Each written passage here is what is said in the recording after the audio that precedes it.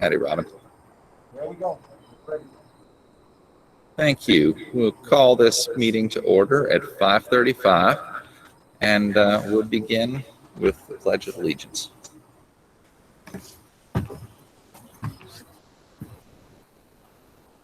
Pledge allegiance to the flag of the United States of America. and to the republic for which it stands, one nation, under God, indivisible, with liberty and justice for all. Have a nice day. Very lovely. That is day. Thanks, Si. Thank you all for being here. And again, I want to thank Mike Walker and Brian Woodbury for setting us up outside. It's so great to be back at the school. Are there any changes or additions to the agenda?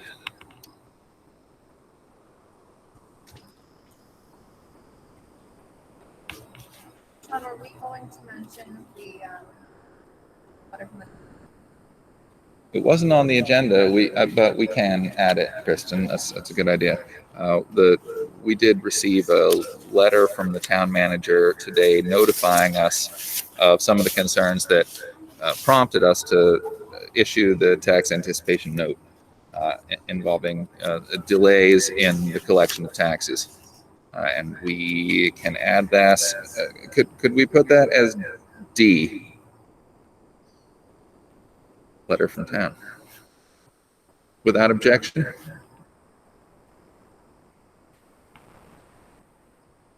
I have one other addition. After the agenda was posted, we had a communication from kindergarten teacher Leanne Robinson, who's been overseeing the Hicks-Nichols granted project of building the outdoor pavilion.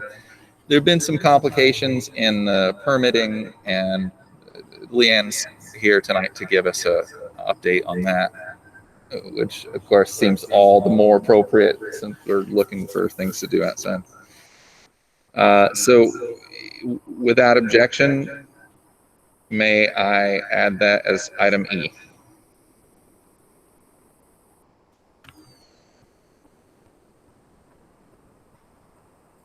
Hearing nothing further. I have, in anticipation of public input and from all of our school community, including teachers and families, I've asked our Vice Chair, Anne Marie, to act as our parliamentarian to make sure that all members of the public who want to be recognized do get called on. And you can either raise your hand in the... I can't see everybody, so if they could post it in the chat. If they want to say something, just post their name and say something. Okay. I'm going to do a quick sound check right now to see if Mark's here. Robin, did you hear what Anne just said? No, I did not. I was just about to put that in the chat window. I could hear very far in the distance, but it was not clear exactly what she said. Okay. Our mics should be on. I wasn't sure. Yeah, I wasn't sure if I should have my mic on as well, and then there'd be like a lot of feedback. There's just a Same as tiny usual. echo. Yeah, I understand. I think when we're called on, use the mic. I'm going to try turning mine off and see what happens. Okay, this is the world we live in. We have to work this out. Robin, I'll use you again. Do you hear me? No. Okay. I'm going to put my mic on. We're just going to do the best we can, folks. But what Anne is asking is for you to get on the chat box to ask to be recognized in case we don't see hands being raised. Okay, hearing, excuse me. Is there public participation that is not related to any of the listed items for discussion? Please make that known now.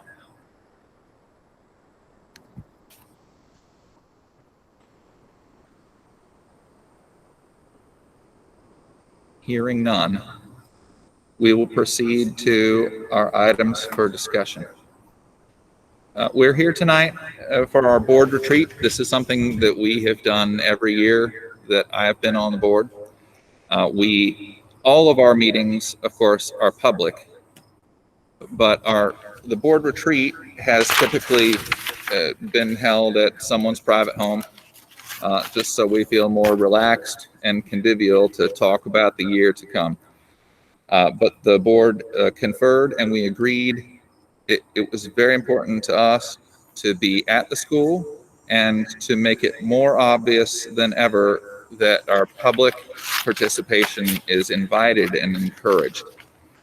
And that's why we're here tonight. I will say before I open the floor that a retreat, when I was a young man, I didn't think retreats were a good idea. I thought we should always be moving forward. But being on the school board will make you older. And it turns out that a retreat is from the Latin, retrahere, which means to carry back, to step back. That's what we're doing tonight. It's what we do every year. We step back from what we're doing and have a look at the days to come and talk about what we're looking forward to. And with that, I will open the floor first. I want to give the courtesy to board members if they have specific concerns to raise, after which I will turn it over to our superintendent to give us a update on the matter that's most important to us right now, which is the reopening plan. Board members, do you have anything to add at this time?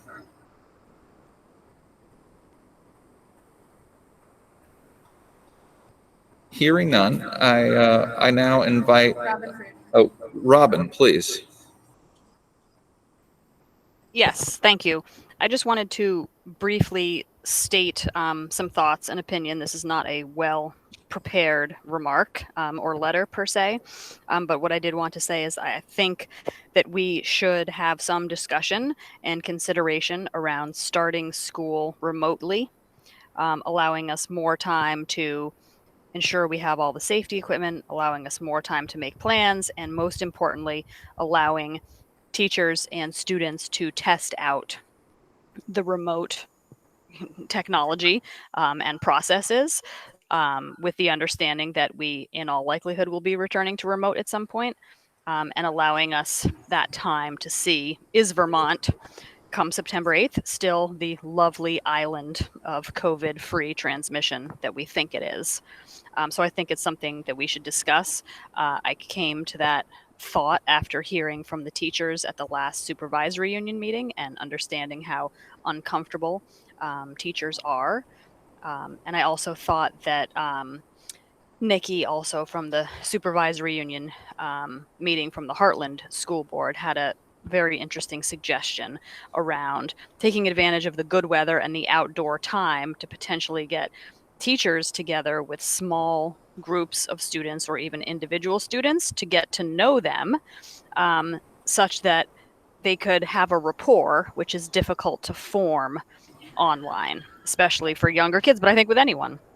And so that's one of the details under which I think that starting online could be doable and something we should discuss and explore.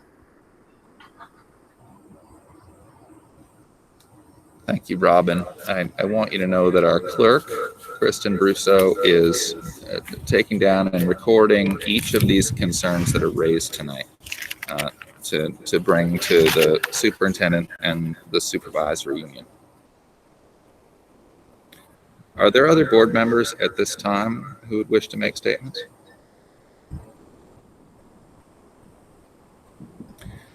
Hearing none, I would invite our superintendent, Dr. Baker, to give us the latest update on the reopening plan. Yeah, thank you.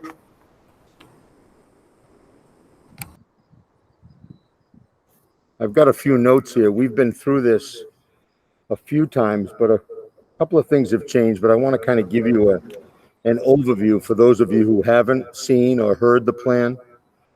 so that you can, get a sense of where we are at this moment in time. So we had what I thought was a pretty vibrant and robust task force made up of teachers, union leaders, administrators, director of maintenance, food service, and 2 medical professionals from Mount Ascutney Hospital, Otella Perry and Dr. Mary Bender. And we've been meeting, we've probably had about 7 or 8 meetings, and we've been meeting faithfully every week, developing the plan. We started by developing the calendar and the school day because we felt that's what parents needed to know sooner than later. So that's where we started, and we talked about contact tracing, we talked about weather, we talked about, sort of appropriate time to start, how long a school day should be. And as you all know, you've seen the plan, we have the calendar start date, according to the task force recommendation to the boards of September 8th. And we agree with what Robin said. We think those first couple of weeks should be a lot of outside activity, a lot of get to know you team and on the administrative team. If you notice on that first week, we go to school the 8th, 9th, and 10th. And then the 11th is what we call an asynchronous or work day. But that was so that the staff could also gather and just get a sense of how did the first 3 days go? Where are the places that we still need to tweak the plan? What worked? What didn't work? And then in that reevaluation, decide how we would move forward starting that following Monday. Then the school day itself, we started to talk about that, and part of it was a real concern, not so much about transmission, although that was part of it, but it was more about how much time in a school day could the kids who have been home since March 17th, how much time could they tolerate, really, in their masks, socially distanced, and having to do regular hand washing. And so we decided that it would be good to start slowly. And that's why we came up with the 8:30 to 12:30 time for K to 8. Students would arrive between 8 and 8:30. They would be dismissed between 12 and 12:30. There'd be a staggered arrival and a staggered dismissal. And then most of the work in the afternoon would be asynchronous. There wouldn't be any expectations, at least for the first couple of weeks, that there'd be a lot of synchronous work going on in those afternoons. High school is a little different. Because they have credit-bearing courses and we have to worry about transcripting certain courses. Colleges still want to see 2 years of a foreign language. They want to see chemistry, algebra, and all of those pieces. So we decided we'd go 8:30 to 11 in person. There'd be a combination of some interdisciplinary work and some actual classes, course time in person. And hopefully we'd be able to take those students who indicated to us or that we observed were not very good at remote instruction and try to schedule them into the morning as much as possible. But then the afternoon would be, they would dismiss at 11 so that the high school kids would have time to get home. The area technical center kids would have time to get to the tech center. And then about 1 o'clock, we'd start running 3 more periods of classes for the high school. Again, the first 2 weeks, even for the high school, we expect to be a lot of get to know you activities, a lot of time outside, also being able to, on that 11th, to debrief how it went. I think we were clear in my last email. This has been somewhat led by the state of Vermont, somewhat led by our own supervisory union, but we felt we had to offer, or we wanted to offer, 3 options to our parents who have students in all of our schools. So we have 3 options. One is the hybrid in-person option that I just described to you, which right now starts on September 8th. And the second option for those parents who, for one reason or another, and there are a lot of reasons why parents choose to keep students home, but we wanted to offer a fully remote system that would be SU based, that would guarantee that those parents who did not want to send their children to school would be able to engage in curriculum led by our teachers in the supervisory union. I've been clear in my last 2 communications with parents that there's no guarantee that a Weathersfield remote student would get a Weathersfield teacher, but they would get a teacher from the supervisory union who was a licensed teacher. The high school might be a little bit different because, again, we have credit-bearing courses, but we have a lot more options at the high school level with virtual high school and other ways in which we can offer those remote options to our students, and maybe have 1 or 2 teachers oversee those options at the high school level. And then the third option, and some people do this even outside of the COVID environment, is to apply to the Agency of Education for homeschooling, permission to homeschool. And actually homeschool applications are up by about 3 times the amount across the state. I think this is happening on the national level as well. So our homeschool population, we do have several students. We're always notified in writing when a student's been approved for homeschooling. So that's the third option for students. What we did in the last email is we surveyed parents about those options. And I don't know if we want to do that at the end, Angie, or if you want to go over that data now. We've got school-specific data. In other words, what percentage of parents chose in-person, what percentage chose fully remote, and what percentage chose the AOE homeschooling. So do you want to do that now, Angie, if you turn your mic on? So Angie will give you the data we've got so far. We still have surveys rolling in. That happens all the time. So this is not final, but it's a pretty good turnout. So I'll turn it over to Angie Ledoux. That's not good. Angie left the meeting. Maybe she knows something I don't know, but she's going to sign back. She's going to sign back on here. Are you in?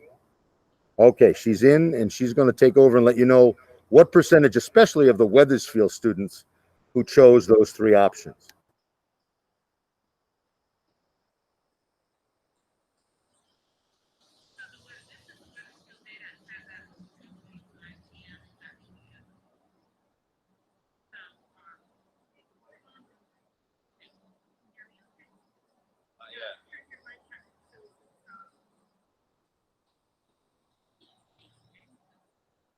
Yes, I am muted. Now I'm better. The feedback, though. You might have to mute your machine, Jean Marie, because the feedback. Mine is, oh, my machine, I can do that. Yeah. So the Weathersfield data, we had 196 surveys filled out for students. Thank you. If you turn the sound off on your machine. Total number of yeses. That means my child will return to in-person learning is 138 or 70% of those responses. Total number of no's is 58 or 30%. Of that 58, 51 of those children, their parents would prefer a school remote option. What questions do you have? Yeah, this is the one that just went out. And yes, the difference between this survey and the last survey is we didn't put an undecided category. We felt we were getting close enough where we needed a decision made. I've clarified with parents, and I sent out the last email, that if they're leaning toward remote, or they think they are even just thinking about remote and want more information, they should put that option down. And a couple have emailed back and said, okay, put me in the remote column, because what they want to do is they want to get that packet that's going to get sent out around what the remote instruction is going to look like, exactly how it's going to be taught. And there'll be a commitment letter there, because at some point we have to have people make a commitment, because we have to have enough staff members and enough capacity to be able to serve those remote students. We have told parents that remote decision would have to be by semester, And we're going to tell the teachers who step up to do that remote instruction that they have to commit for a semester too. We just can't have people coming in and out, deciding 2 months down the road or a week down the road that they want to do something different. Then in January, I imagine life will either be very much the same, maybe worse, maybe better, and we'll reevaluate where we are, and then we'll be able to change those models that we're looking at now. I have had several questions about whether or not once you choose in person and it doesn't work, could you move to remote? And again, we're going to try to build our capacity to allow for some of that, but that would have to be on a case-by-case basis, and we'd have to evaluate the why and the rationale, and then we'd make a decision about whether or not we could place that child in remote, because a lot of it is based on the student's need. We're trying to make these options as pliable as we possibly can. So those are the options, and I'll take questions at the end on this whole plan. The other piece that's near and dear to everybody's heart, I think, and I think it's why many people, not many people, but 30%, somewhere between 25 and 30% of our population across the SU is opting to stay remote, is the health and safety concerns. I will tell you that the custodians, and we had a couple of them here tonight, but our maintenance crew have worked tirelessly. And in heat just like this, everybody worked today. Everybody was scrubbing walls. Everybody was waxing floors. Everybody was setting up furniture. So hats off to the custodial crew, to the maintenance crew. A lot of stuff had to be put into storage because it would attract the virus. And so the staff has done a great job paring down and all of the stuff that was in our rooms. Jim, I think our director of maintenance has done an excellent job. He's been in contact with both our risk management service, and he tells me that he has about 90 hours of instruction in how to mitigate this virus in a school environment. He has a cleaning regime that's been set up that he's finalizing now. I don't have it on me right now, but the building has to be cleaned 3 times in a school day, and that doesn't mean while the kids are here, but certainly before they arrive, halfway through the day, and after they leave. So his cleaning rhythm, and every room will have hand sanitizer, and it'll have disinfectant. The difference between normal cleaning and COVID cleaning is disinfecting. Everything has to be disinfected. All touch surfaces have to be wiped. And Jim has put a plan together, or is putting a plan together to make sure that happens. We may have to hire another custodian, still looking at the schedule now to see if that's necessary.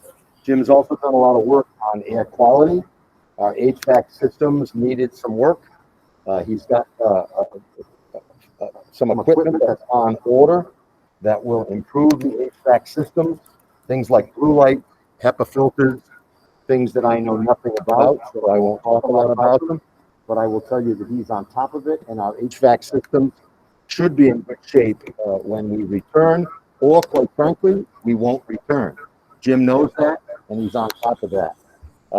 We also have to set up that negative air pressure room where we are able to isolate a staff member or student who may be suspected to be COVID positive, or certainly experiencing symptoms, and those rooms will be set up. There's a piece of equipment Jim's waiting for that to happen, and he thinks it'll be here early next week. Again, if those rooms aren't ready to be used, then we will reevaluate whether we will open, because we can't open if we can't isolate people who are symptomatic or presumed COVID positive, because you have to remove those people immediately from the normal HVAC system, so that you can either get them outside or you can get them into this negative air pressure room. I want to give hats off to the nurses in this health and safety area. All 4 of our nurses, Jean Chick, Emily Stevens in this building, Elizabeth Martins, and Annette Jennings at Heartland, have done heroic work working with the Vermont Department of Health and working with the documents from the CDC. They've been led, they meet at least weekly, if not twice a week, with Otella Perry, who is responsible for setting up the safety procedures at Mount Scotney Hospital. She facilitates that meeting. They're putting together a handbook that will state all of those protocols, will be clear on what the parents and staff need to do. We certainly will include our protocol around what happens when a student or staff member is symptomatic. But they are the COVID coordinators in our building. I certainly don't want to answer medical questions. I know Jean Marie does not want to answer medical questions. The COVID medical coordinators for health and safety will be our school nurses. That's why right now we advertise for positions, LNA positions to help back them up, because we think that the medical safety in the building is critical to the reopening protocols. We have strict regulations that are in place. You've heard them all. You've heard most of them. Every student and staff member will have to receive a health check upon entering the building. There won't be any outsiders allowed to enter the building. We'll sort of live in a dome or a bubble during the school year, so that, or at least during the beginning of the school year, students will be masked and they'll be distant. We're going to get them outside as much as we possibly can, weather permitting. But I know that the kindergarten program, Friday in the Woods, or Friday Forest Friday, as it's called, I think they go out in sub below zero weather. So we'll keep students outside as long as we can without heat stroke or freezing anybody. But that's our goal, is to do a lot of our learning and activities outside. We will follow, as I said, the VDH protocols for any active cases or presumed cases. They're finding that about 40% of those people who test positive are asymptomatic. They don't have symptoms. So it's my guess that at some point that we are going to have somebody that tests positive, and we'll have a clear protocol for that as we move forward. It's one of the reasons why we've got students in pods or in wings of buildings, so that for contact tracing purposes and for follow-up with those students and those parents, we'll be able to isolate certain people from certain buildings, and we won't have a lot of crossover. We're trying to avoid that. Last two things, actually one more thing, and then I'll take any questions or any comments. Transportation is a big issue. The phase 2 opening for schools, they're allowing school buses to open in phase 3, which means you don't have to have students 6 feet spaced, but you have to have them once per student unless they're from the same family. I know that BJ and Jean Marie have done a ton of work on this, and I don't know, Jean, whether you want to share transportation data now. It's as complete as it can be right now. It could change a little bit, but Jean, do you want to share that? Yes, I'd be delighted. You're going to get an echo because I That's just okay. turned my, yeah. So, yeah. We currently,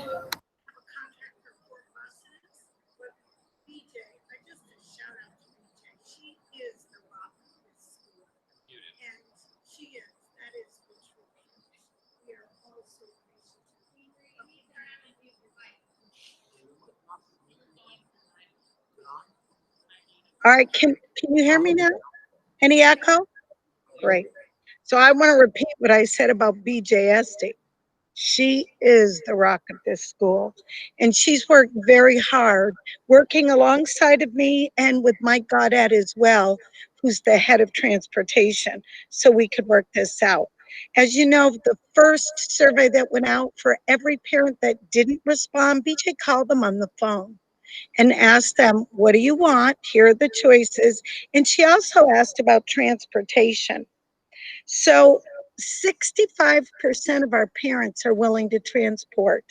Now that's a huge deal, because we don't need 4 buses, and currently we're under contract for 4. We only need 3. So once I stayed late last night until I was able to disaggregate the data from the newest survey. I sent it to BJ. She and Mike got at work today. And they figured out that we need 3 buses, and that's good because we only have 3 drivers, 1 retired. On Miss Chris's bus, there'll be 30 students, 19 families. On Dennis White's bus, there will be 24 students, 13 families. And on Rhonda Fairbrother's, 20 students, 16 families. So I asked BJ if this was going to increase the time, because, you know, my Perkinsville babies are picked up at, well, it takes an hour. So about 25 after 6, they get picked up. BJ said, actually, we think we can save time.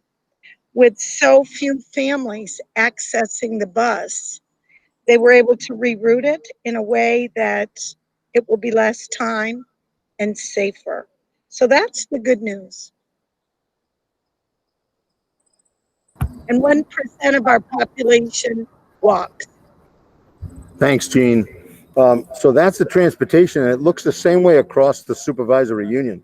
It looks like between the number of families that are riding and the number of students that can ride, that we are going to be able to transport without having to do double runs or anything like that. So I was pretty happy with, or pretty pleased with the way that turned out. Again, you know, the devil is in the details, as they say. So we'll see as we get closer whether those numbers change or what that looks like. But so far, so good. The other piece that I want to speak to is the fact that, and this relates a little bit to what Robin was saying. We have to submit our reopening plan to the Agency of Education by a week from Friday. We have it pretty much outlined, but we certainly would like board approval and board support for that. We have a lot of work to do around the remote options because many of our students will be remote. We can talk a little bit more about this later, but we're looking at a new learning management system, a new platform. Our teachers seem willing to invest in that, to get trained in that, because they realize that especially Google Classroom was not set up as a remote option. It did not have the kind of curriculum built into it that worked well for students who weren't in front of teachers or doing direct instruction. So we have looked at the VTVLC program, K-5. It has all the curriculum locked and loaded into it. It should be once those remote students start, or once we may have to all go remote. I think people are assuming that at some point we may, that we should be able to have that curriculum in a much better user-friendly format than it was last spring when we had 24 to 48 hours to create a completely remote experience. So I feel good about the staff. We've worked really closely. I've met once a week, if not twice a week, with our union presidents. A lot of this has to do with the collective bargaining agreement. A lot of this has to do with the management of the school day, with the changing of duties and assignments. And I want to tell you that the union presidents have been extremely thoughtful and extremely helpful and extremely cooperative in terms of how they've responded to this plan. To Robin's other point about the staff comments at the last supervisory union meetings, we are very aware of that. I know we've got staff members on the line today at this hangout, and they may want to speak up. I know that while we've got 75 to 80% of our parents who want to send kids back, we also have a fair percentage of our staff members who are nervous about coming back. And I think that speaks to Robin's problem, Robin's issue. And we heard that clearly from those teachers last time. And so I think Thursday night is going to be a big night. I do want to say that I think that any data we can gather tonight, any opinion, any public input will be critical. And because I really think we've done a great job over the last several years working together as a supervisory union. And I want to have that supervisory union board make a decision as to how this SU is going to move forward. So any questions, any comments? I think, Sean, I'll turn it back over to you. and you can facilitate those questions, and we'll do our best to try to answer them.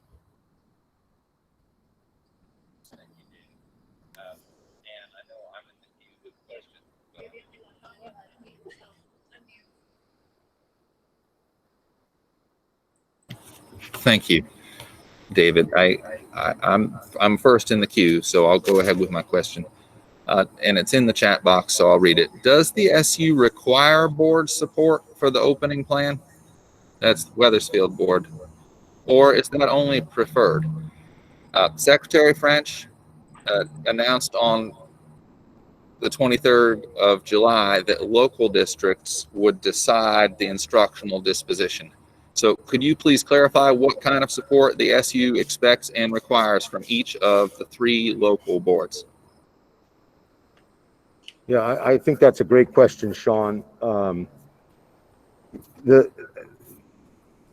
The superintendents, quite frankly, especially those superintendents that governed or led supervisory unions, were a little surprised by Secretary French and the governor's reaction to individual districts making those decisions. I think to answer your question, the support that we would need from the supervisory union board is more related to the way our supervisory union is set up. And I think most supervisory unions are set up this way, that there are some contractual issues that are critical across all 4 schools, all 3 districts, in terms of working conditions and in terms of school day and in terms of actual employment. That's why we need all 3 districts. And this was a great week because Heartland met on Sunday, not the best day of the week to have a school board meeting, but they did it. Mount Sutton met last night, and Weathersfield's meeting tonight. So we should be able to bring to that supervisory union board the thoughts and feelings of our 3 districts. But in the end, it's critical that we have one unified decision from the SU board. And I can give you an example. At Weathersfield School, more than half of your employees in this building, mostly support staff, special education staff, some behavior interventionists, are supervisory union employees. I know Katie's on the line, and we certainly, I don't want to put her on the spot, but it would be very difficult from a management perspective to have one set of special educators, let's just say, for going along with what Robin just said, one set of special educators being completely remote and another set of special educators needing to do in-person instruction. There would be some equity issues with those kids we're serving, and there would be equity issues with those employees who are in these buildings. So much like we've coordinated in the past, sometimes with some reservation, sometimes with some contention, but usually it ends up being cooperation. I think we need to exhibit the kind of collaboration that we've exhibited in the past, and we need to make one decision on Thursday night with respect to the reopening plan. And I think that each board will bring their distinct perspective, but I just don't see any way that we could have 3 distinct opening plans and make that work contractual. I think this board is well aware of those kinds of conflicts and the need for coordination among the SU towns. I, for one, have been in close contact with the other board chairs to share this deep concern. And indeed, Weathersfield is the 3rd of the 3 boards to meet. And of course, we won't be meeting again together until Thursday. So I want to drill down on the question of not what is best, but just what is literally going to be required of this board. I know that we need unified.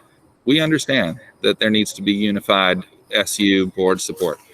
My question is a legal one about whether this board will have to call itself back into a public session to make a specific vote to delegate the authority over this decision to the superintendent.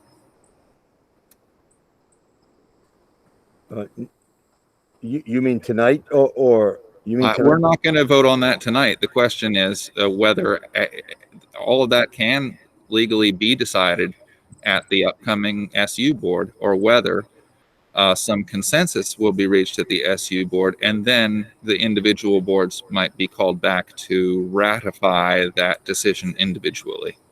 Yeah, if there's strong disagreement, then that certainly could happen. I just don't see any circumstance under which an individual district could go in a different direction.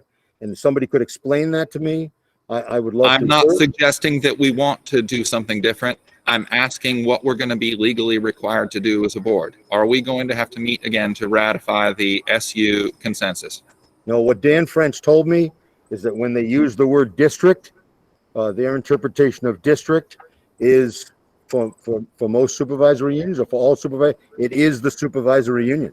And he apologized for using that kind of language. I thought there was going to be clarification on that. Maybe there still will be, but I know in their mind, if a SU is operating both in terms of collective bargaining or employment issues, then that's what he meant by district. So I don't think there's any need for each district to come back and then ratify the SU decision. I don't see that, but if this board sees that need, then you could do it. I don't see the legal need to do that. Thank you.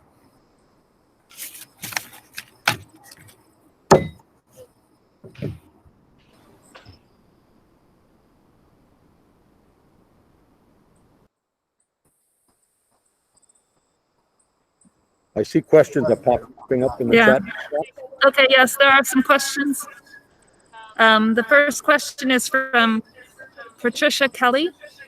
She asks, how does the remote learning curriculum align with the current school curriculum? Will there be a disconnect when the students are all back together? I believe that question would be best directed to Angie. Yes, hi. So that was part of our discussion when we decided that we needed a remote curriculum for students that were remote only, but we also needed a curriculum that could accommodate the situation that could be quite fluid. So we could have in the building instruction, we could have it remote instruction, we could have children or staff members that are out for remote for a time because they are quarantined or they're ill. So we needed a curriculum that would respond to those situations. We have engaged in the process of getting Vermont Virtual Learning Cooperative's embedded curriculum in the LMS. We have to figure out, I mean, the teachers have been able to look at examples of that, but what they haven't been able to do is really see exactly what the materials are inside that curriculum. So it's all Common Core based, or the standards based. So I think initial reactions have been that it does align, but we have to do more research on that and study before we can say that it's exactly the same as what we were doing pre-COVID, or how it'll align in person with remote.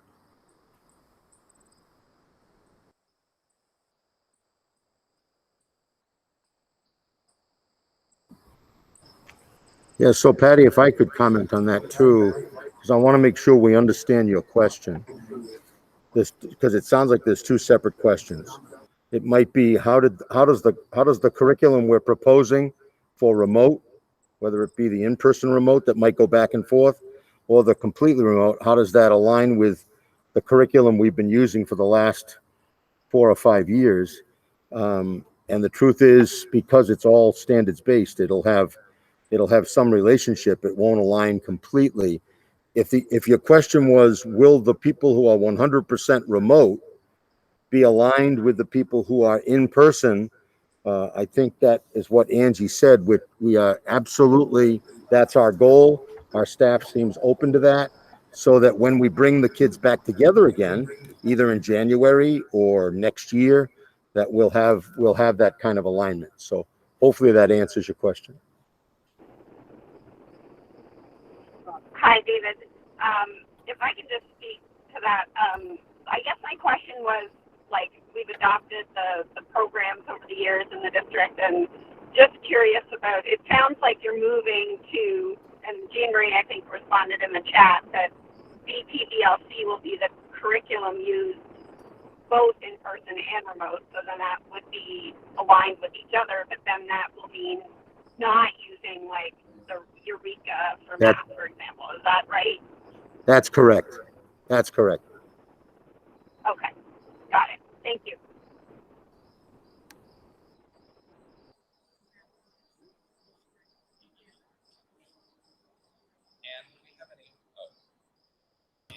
And do we have any further questions that you know of or anything in the queue? I don't see anything else in the chat. We were really hoping to hear from parents outside of these meetings. I've heard a lot of things discussed, and I'd really like to have the parents come forward and ask their questions or give their point of views.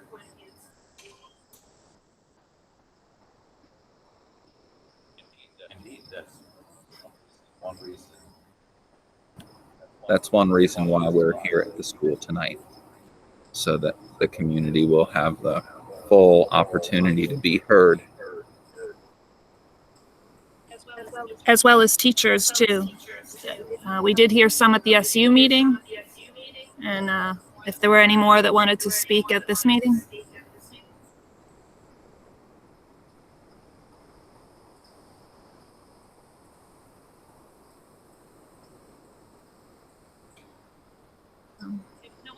If no one else has any questions right now, Robin Tyndall does have. Robin? Sure, thanks. So a couple related questions. The first one is, are there currently enough teachers to have the desired pod sizes, and what are the sizes of the pods? Specific to Weathersfield, I'll let Jean Marie answer that. Jean Marie?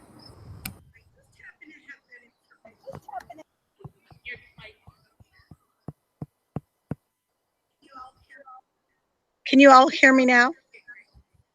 Okay, great. I do have that information. So I'll tell you, based on, this is data that we received last night, and as Angie said, it's still coming in.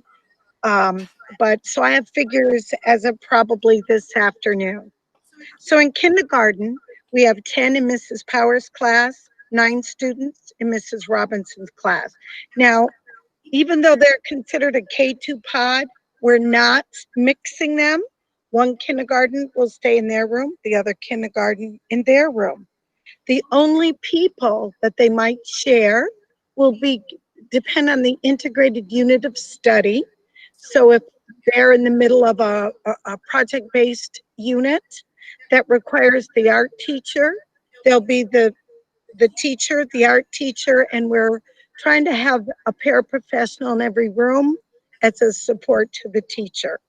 So that's what a pod looks like. In first grade, Mrs. Bright has 6 students, Mrs. Fuller 7. Mrs. French has 8 students, Mrs. McNamara 7. Mrs. Durham, our new 3rd grade teacher, has 8. Mrs. Hughes has 8. 4th grade, Mrs. Wilmont, I believe it's up to 11 now, but it was 10 this afternoon. Mrs. Allen, self-contained, 5th grade, 11. Ms. Kosirik's homeroom, 5th grade, in a middle school model, has 10. Mr. Vila, 6th grade homeroom teacher, 19. Mr. Santangelo, who would be the homeroom teacher in 7th grade, 13. And Miss Dilson, 13. Now you can see that we're anticipating about 55 students who will be either remote or homeschooled. So it brought the numbers down, the pods down, to be delightful, if you will. So our original plan to move Mr. Santangelo in the music room, Miss Stilson in the gym, Mr. Vila in the AP room changed as of today. They will, because we've measured the room and we understand the notion of the 9 squares, 6 feet apart, and we are going to let them all go back in their classrooms. Barb Martin won't be in her room because we're using that as the isolation room. She'll be working in what used to be Mr. Woodbury's office. And we're going to move Jessica Wilmot, who has 11 students, in Kathy Carafa's room. So the class sizes are shockingly delightful and evenly distributed, and our rooms can accommodate it. So that's the plan for right now. We do have a question in the chat. Carly Nissenbaum is asking if you can elaborate on how the middle school model will look. Okay. I also see that Susan Hindinger is concerned, and she did contact both David and I about folks who have inflexible work schedules and how this day might impact them. So I'd like to, if you wouldn't mind, address her concern first. Thanks. I appreciate that. So we're going to be honest with you. When I'm so proud of not only the WSESU task force, but the WS task force led by Emily Stevens. I can't tell you the hours that, and the administrative team, because they have been incredible. We share research, we share articles. We've really been good about digging deep into this and really thinking about all of the possibilities. I'll tell you, way back when we started, we looked at AB days where families would be split. Some days their kids would be Monday and then other kids would be Tuesday.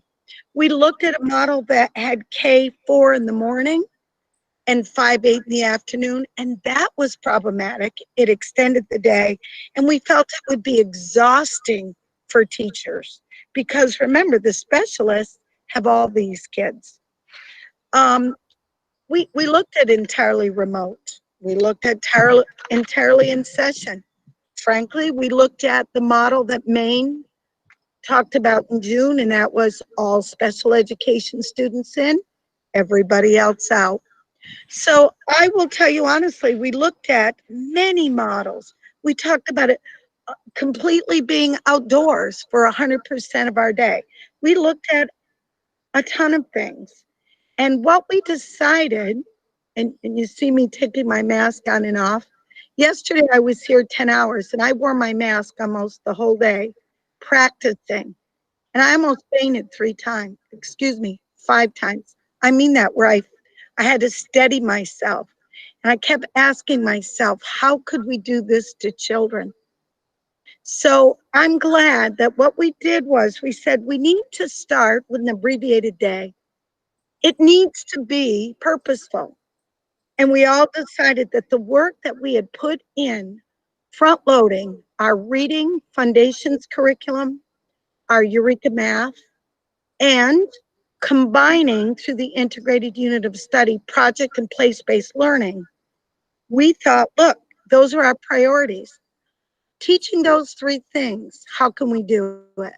We came up with a 4-hour day, 30 minutes of lunch. We have breakfast 2 in the morning, 8 to 8:30. And then 30 minutes of recess, 3 hours of direct instruction. That's a lot. And we really thought about our babies. We have 5 and 6-year-olds in this building, quite a few of them. So we really had to think about starting small. 3 hours was plenty. And the next debate we had was, how long can the math breaks be? I think the latest literature, although I just got a text from Emily Stevens told me she got the latest CDC report. She just sent it to me. So that'll be my bedtime reading tonight. Exciting. But what I've read so far is only 15 minutes without a mask, including outside.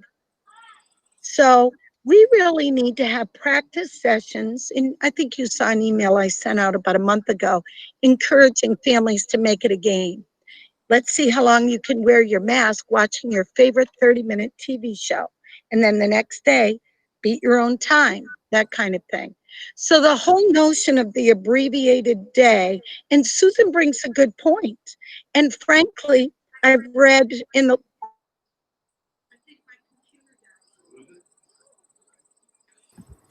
Might be power off, huh? We've got one. We're gonna let her use our community. The other, while Jean's getting set up there, the other thing I'll say, Susan, is I know that communities are trying to step up for those parents that really can't provide that transportation schedule. I know that the Heartland Recreation Department and the Windsor Recreation Department, I know that James at the Windsor Recreation Department is open somewhere between 60 and 80 slots. He'll start obviously with Windsor, but he's opened that up to Weathersfield and Heartland, and we'll try to provide some transportation if that's necessary. We're also hoping, Susan, that we're not in this configuration. We want good news. I heard the governor say the other day, we may be 2 weeks in phase 2, then we'll go to phase 3. I mean, that's optimistic on the governor's part, but let's go with it. We could, as early as 2 weeks from start or 3 weeks from start to extend that day. We are very aware of the difficulty that it places on certain parents, not all parents, because a lot of parents are working from home, but not everybody is. So just to clarify something that David said is, this is phase 2 and it's temporary. So we wanted to have something doable that was student-centered to start the day. And so it's 4 hours. It is not convenient, but it is phase 2. And purposely, the administrative team put in. Is her mic on? Can you guys hear me all right? Is her microphone on? I'm not sure. Yeah, it is off, I think. Can you guys hear me all right? Oh, we got it. Okay, sorry about that. Okay, not sure if you heard that, but I just want to reiterate that the 4-hour schedule is in phase 2 and it's temporary. I think you've heard the teachers express some real concerns about what we don't know and things that could possibly happen. So I think the 2 task force teams, along with the administrators, have tried to be visionary and have forethought in terms of how we map this out. So we wanted to make it doable for the first opening of school phase 2. It is quite possible, and Dr. Bender told us yesterday, I forgot the exact percentage, but our infection rate is less than 1%. We think we might be moving quicker into phase 3 than we thought. And this is based on the information we're getting from the medical experts. So I really understand teachers' caution. They're afraid. They're nervous. They don't know what to expect. It's unknown territory for all of us. There isn't a person in this audience that can say to me, I know exactly what's going to happen, because we're not clairvoyant. Although I pretended to be on occasion. But my administrative team immediately straightens me out. So I think the best gamble that we can take at this time is that we have small pods. We have a curriculum that I think is going to work in-house or remotely. And here's, somebody asked about the middle model. I want to go to that. But here's something else Larry Dower told us. I know for a fact, because teachers talk to me all the time, and I'm going to use Diana Stilson for an example. She'll probably kill me tomorrow. But she popped in one day, we were meeting about something else, and she said, you would not believe the work that I've done with Eureka. Now that I've taught it long enough and I know where the stumbling blocks are, I know where the issues are with kids, I have created some incredible worksheets and lessons. And I'm thinking, when we're going with BTBLC, I'm thinking, Diana's going to kill me. She has spent this whole summer. But Larry said to us, hey, you want foundations? You want Eureka? You can embed it in. That's all part of that LMS. So I think that we're not throwing the baby out with the bathwater. Our teachers have worked long and hard on the curriculum, and nobody kicked and fought harder than Weathersfield. And my teachers would tell you that's true. We did not buy it in the beginning, a one size fits all. But you know what? They're good soldiers. They've worked hard. They've attended in-service. They are vested. And take a look at our test scores. Weathersfield does fall 40th in the state of Vermont. And I believe we have close to 400 elementary schools. So something's working here.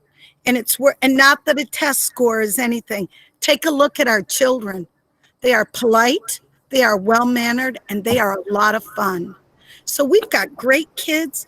We've got great teachers. I think the stars are starting to align. It is an inconvenience for parents, but I think it's temporary. And it gives us, David insisted September 11th be a remote. And I'm saying, David, jeepers, we're only in 4 days. And David said, we need to ask the staff how it's going.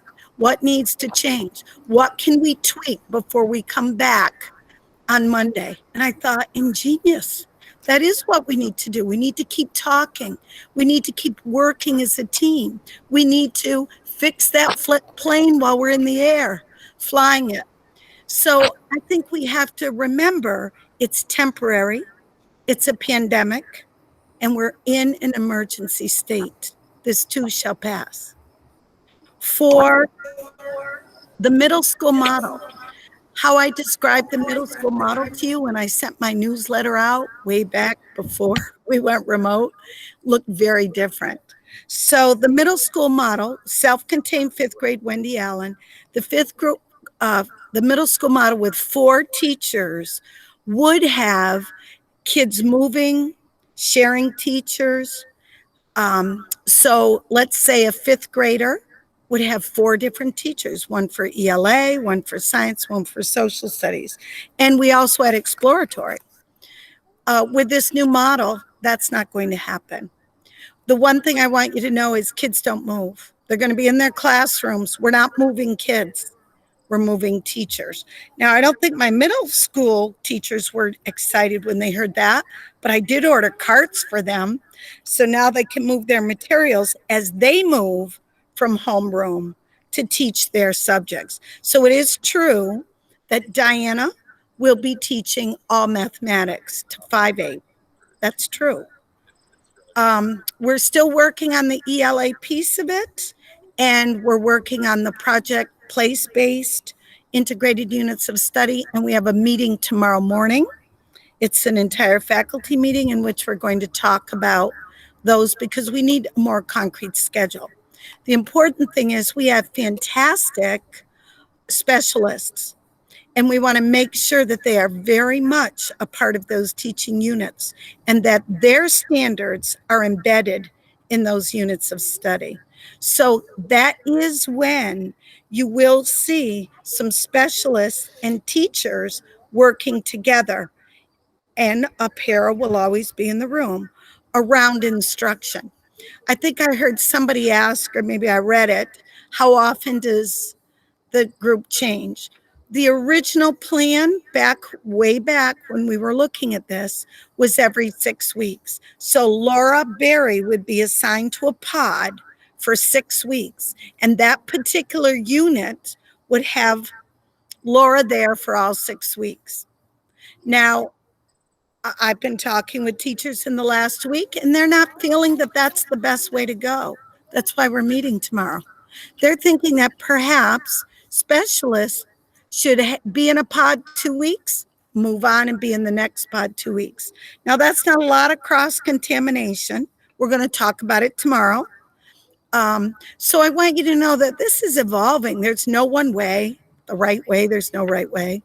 Are teachers having a voice? Yep.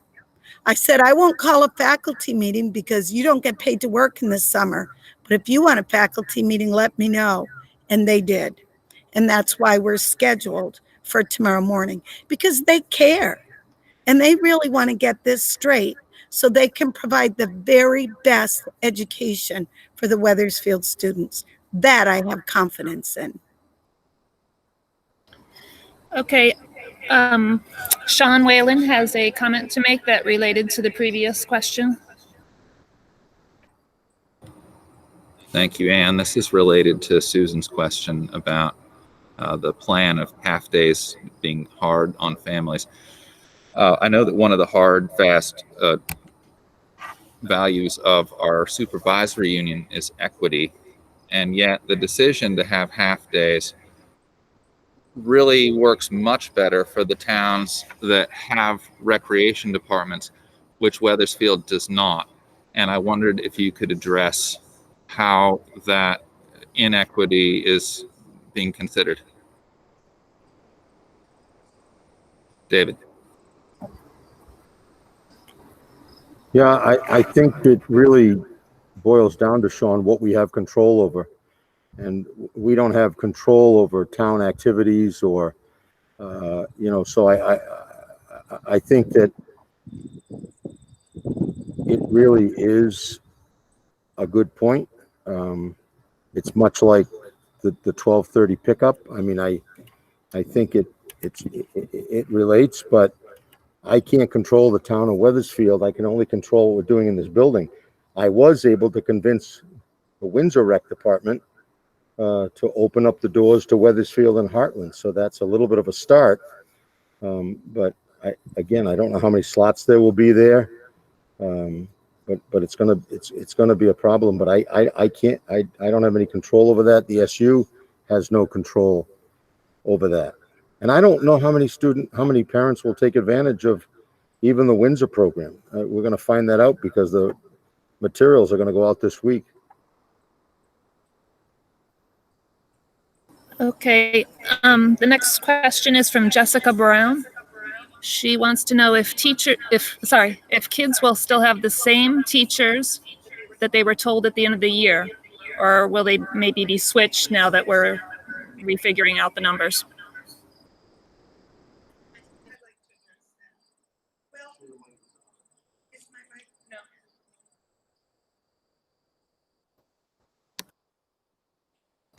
There. Can you hear me, Al? Great. So that's a great question.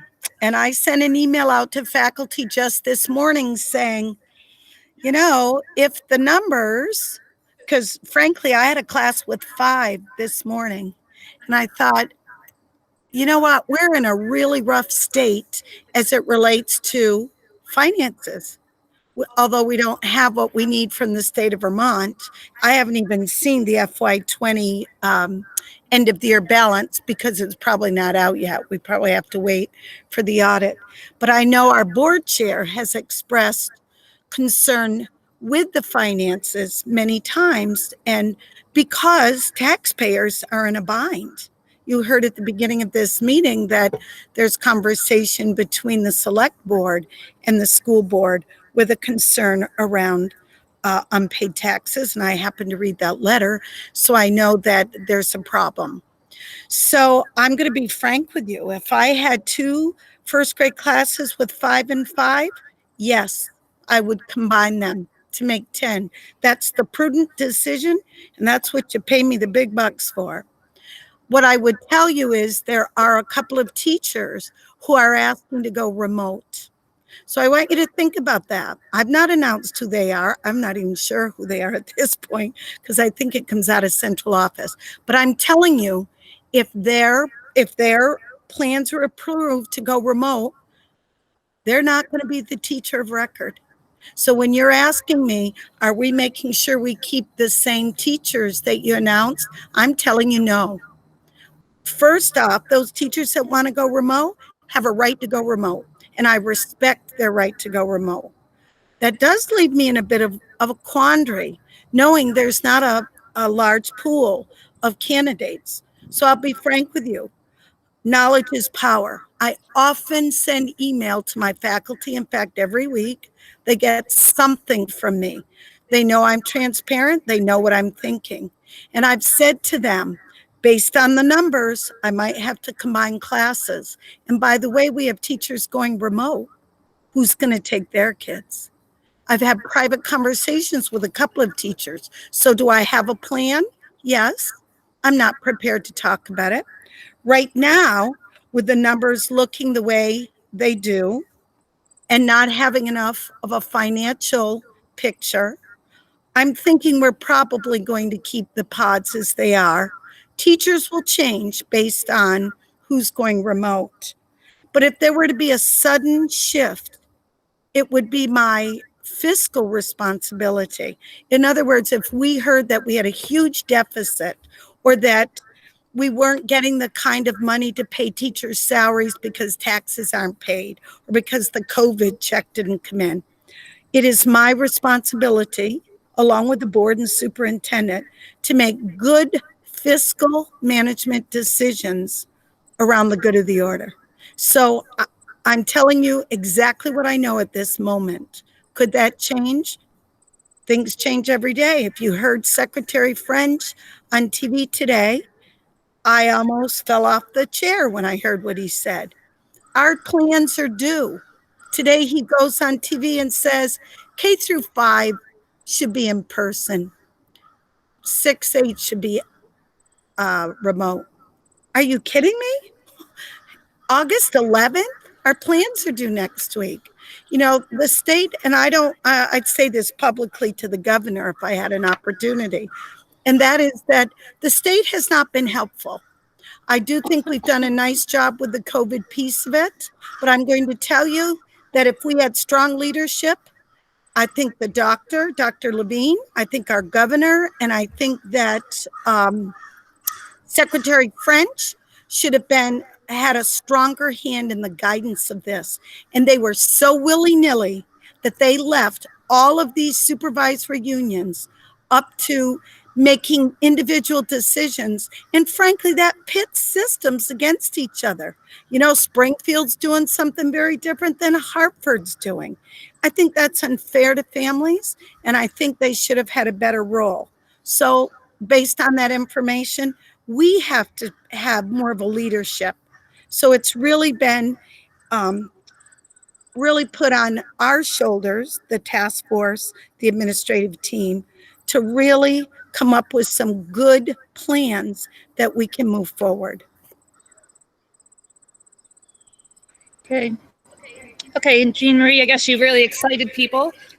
The chat's gone wild while you were talking. Sorry. We have some questions here. Let me just see.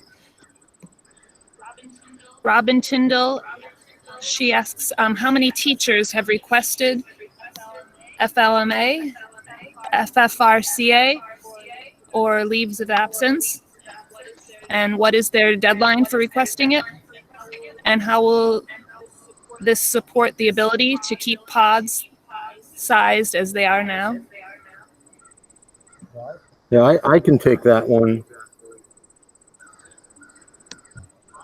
When we put out our letter to the staff indicating that they would have to get back to us around FMLA, or more specifically ADA. FFRCA really relates to somebody who has started to work, gets sick due to the pandemic, and that federal legislation allows them 14 days of quarantining without having to use their sick time. So we're really talking about FMLA and ADA. And I was surprised that it was very limited. I think we had 3 teachers apply for ADA accommodations. Many of those accommodations we can make in person.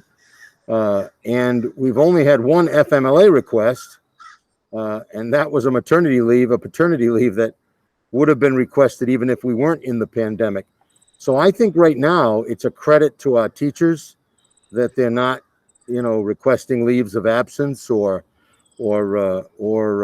family medical leaves or ADA accommodations. I think the ones who did request those 3, I think, they were legitimate. They may not all qualify. I don't get involved in that. We have a team that works on that. But I think right now, the pod sizes should be pretty clear. I think the bigger question, Robin, is going to be how many teachers are we going to need to do the remote option, right? Because we've promised parents remote. And like Jean said, we'll probably go to that ADA list first because those are the teachers who requested an accommodation. And I think we would give them the priority. But if we need a few other teachers, 2 or 3 other teachers, then I think we'll have to, like we do with any other position, we'll have to post that position. We're working with the union on the criteria, and most likely it'll boil down to seniority, because usually when all things are equal, you use seniority as a means to choose those teachers. But again, Angie's still sorting through the data. Once we know how many K-6 students we need to service and how many 7-12 students we need to service, then we'll decide to put out that posting. So there could be in the next couple of weeks some changes to those pod sizes, but it won't because people are called in sick or have asked for sick leave or have asked for extensive ADA accommodations. I think the staff has been great about that, and that's been very helpful.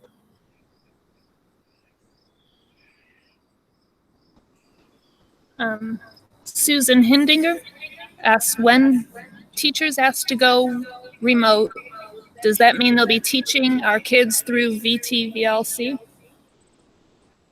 Yeah, and Angie, I don't know if you want to take that, but I think that is the goal, Susan. I think that's what the plan is. That again, that's so those curriculums align. So all teachers are going to get some training in the VTVLC model.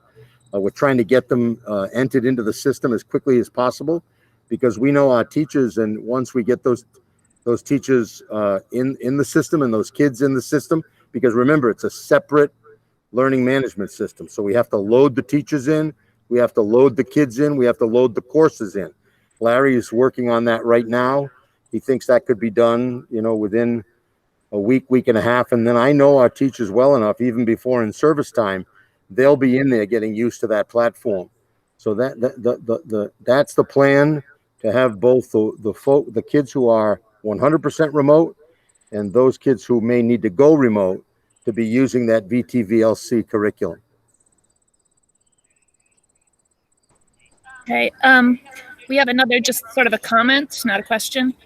It's the sign up for Windsor Rec will be open 1 week from today.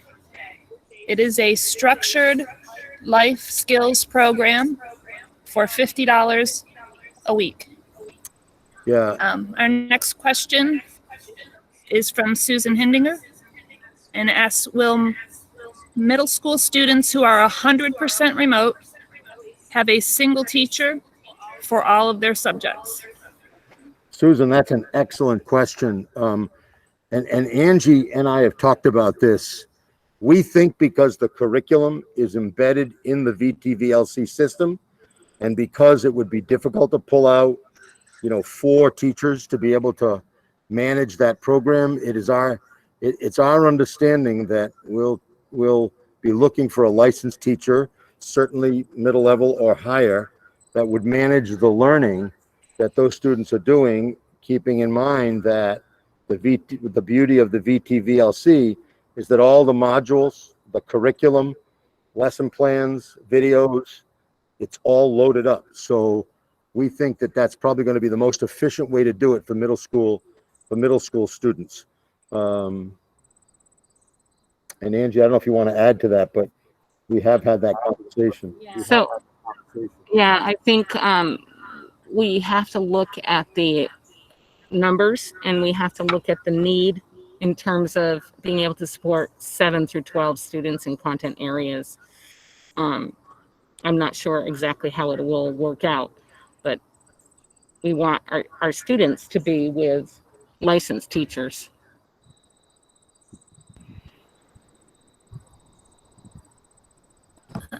We have another question from Robin Tyndall. She's confused. This goes back to when Jean Marie was speaking. Are you saying you would lay off teachers due to some students being remote and pods therefore smaller? And then how could more teachers be hired in January when remote kids come back? So, no, we are not talking about laying off teachers. We have a full bank of teachers. At some point, we're going to receive information that teachers have applied for the remote positions. When they apply and are accepted, it leaves openings. For example, let's say a first grade teacher and a fourth grade teacher applied and were accepted. I have to have someone in first grade and fourth grade. So that, I think that was trying to answer Jessica's question. If you think you know the teacher that you were planning on, it's possible you're not going to get that teacher if that teacher chooses to go remote, or in the event we had to combine a class. There's no talk of layoffs. It's really about reassignments. And the reason I'd have to reassign is because we do have some teachers who have a 100 as an elementary endorsement, but they might be serving in another capacity. To put an ad out in August saying I need a first grade teacher, I'm not going to get a good candidate pool. So we have to think smartly about that and work as a team around reassignment. So no teachers would be laid off. The issue about January, that has been a concern that I had and voiced at the administrative team meeting, and I believe it's on Thursday's agenda. And I'm just going to say this out loud. My team might disagree with me. They sometimes do, and we work through it. But I think that teachers have to commit for the year. Because if I've reassigned somebody to first grade and that first grade teacher decides in January, no, I think I want to go back. What do I do with the teacher that I've reassigned? So we're going to talk about it. It's possible that there'll be a solution I haven't thought of, and will allow kids and students to opt back in. It's also possible that when we finally get this out, and the reason we're meeting Thursday is David wants to get this information out as soon as possible. That will be listed in the guidelines. So it's possible they could come back in January. It's possible that they will have to commit for 1 year. And also states that the FFCRA can be accessed by teachers who need to care for their own kids if their own kids' daycare or school is closed, and it can be for up to 14 weeks. So are we prepared for that? Yeah, Robin, I'm not aware of that for teachers, but I'm going to check. I just made a note of that. I'll check with our HR department. Tina Canfield has been through tons of workshops on this stuff. She knows this a lot better than I do. I never heard that there were 14 weeks of entitled pay with no sick time being used for childcare, but we'll look into that. Carly Nissenbaum asks, do you have a plan in place in case a teacher wants to leave mid-semester? Yeah, there would be a protocol there, Carly. I think that it goes back to Robin's question. There would have to be a rationale for either a personal leave or an FMLA leave. And again, we have a protocol. We'd have to find a long-term substitute if that happened. That's what we do now. We do have people that get sick mid-semester, or it won't be though that a teacher can, just leave. I mean, of course, any teacher can resign anytime they want to resign, but we'd follow that same protocol and we'd hire a long-term substitute if that were to happen. Jamie.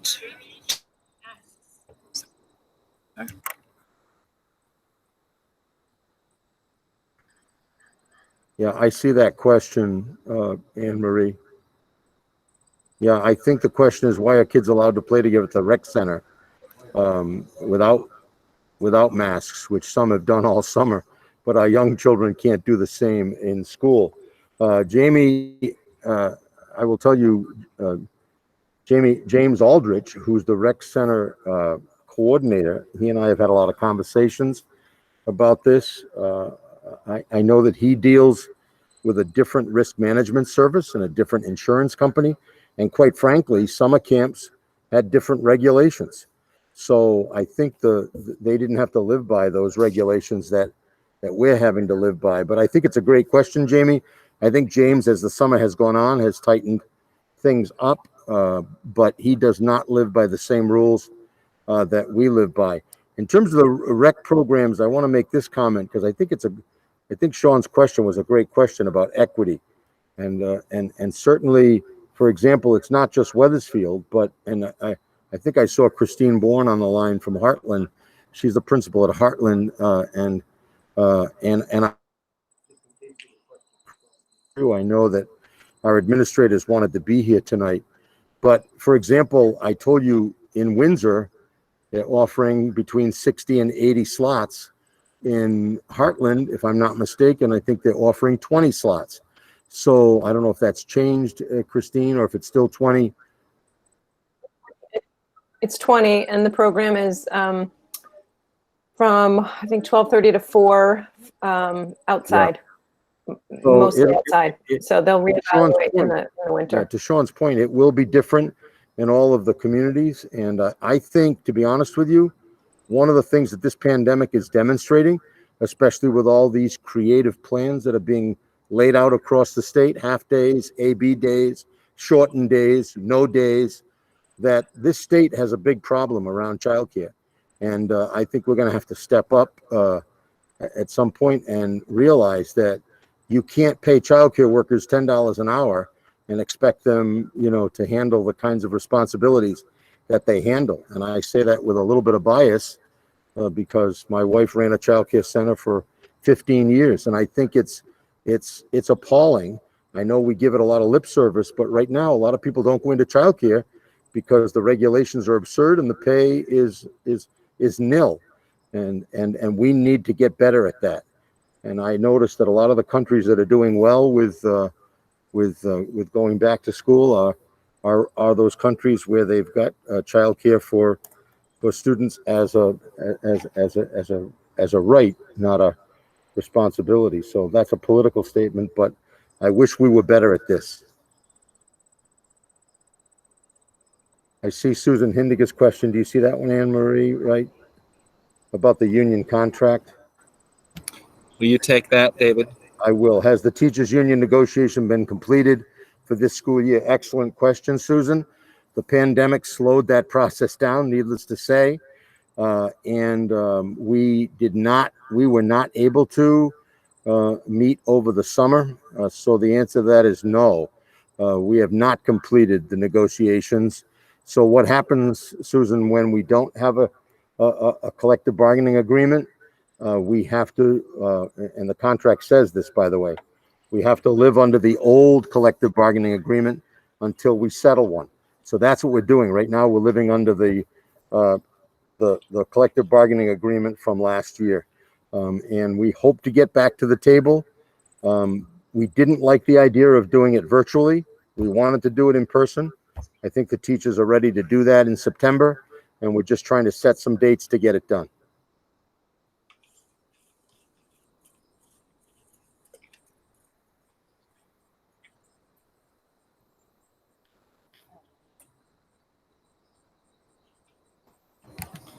I don't currently see any more. Oh, hold on. Somebody's thanking us for our hard work and commitment to the community. And that's the end of the questions in the chat.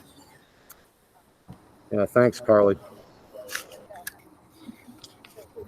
Thank you, everyone who brought questions and concerns to this retreat. And unless there are any present who have any last comments or questions, we will continue to our next item of discussion.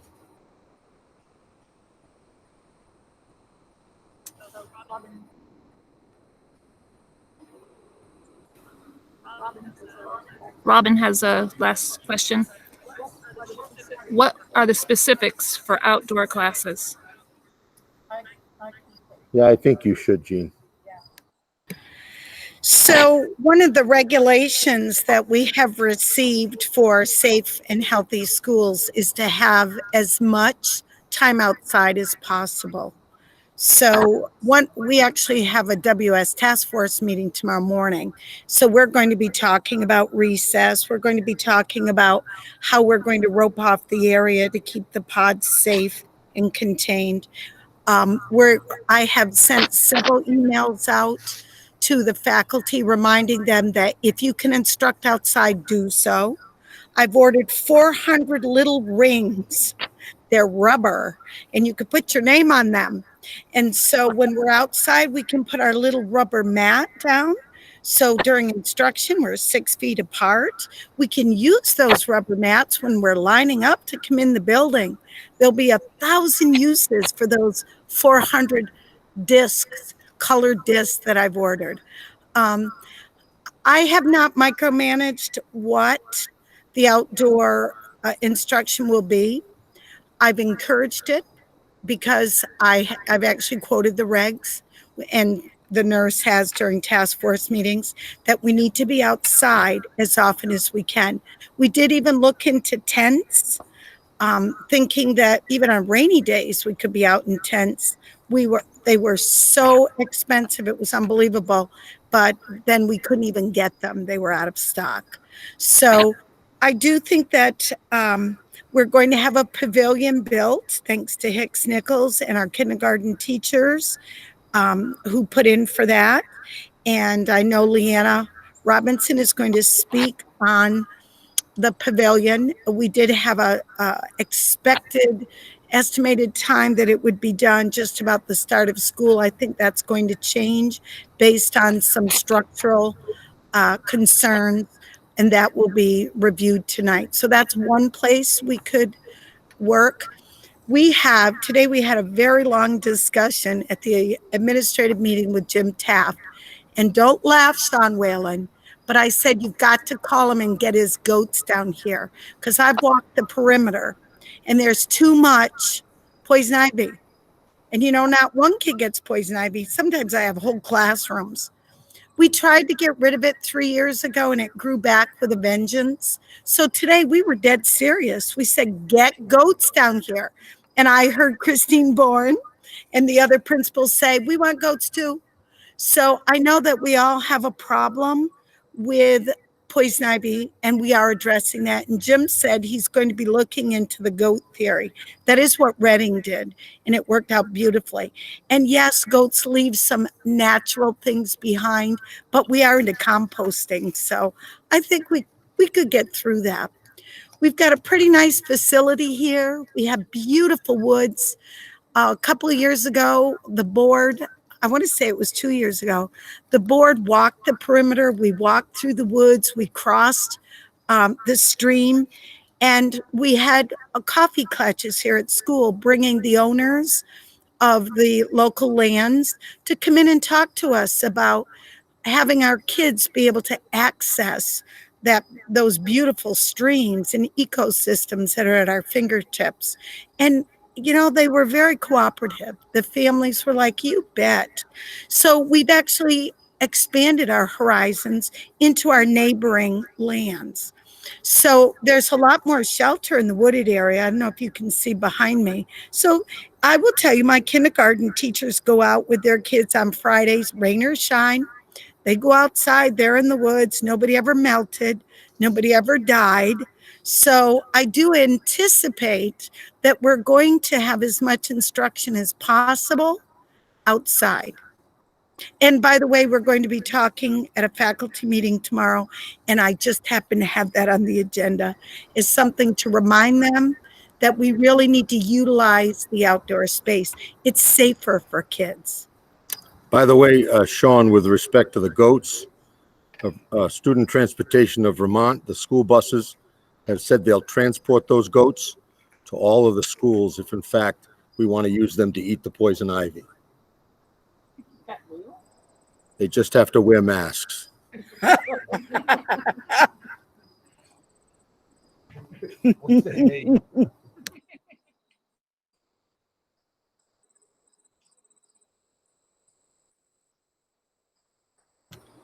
Okay, thank you. That brings us to the end of the retreat portion of our meeting tonight.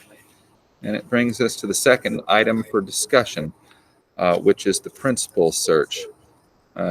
David, you announced the principal search on May 6th, and I think you're here to update us on it tonight.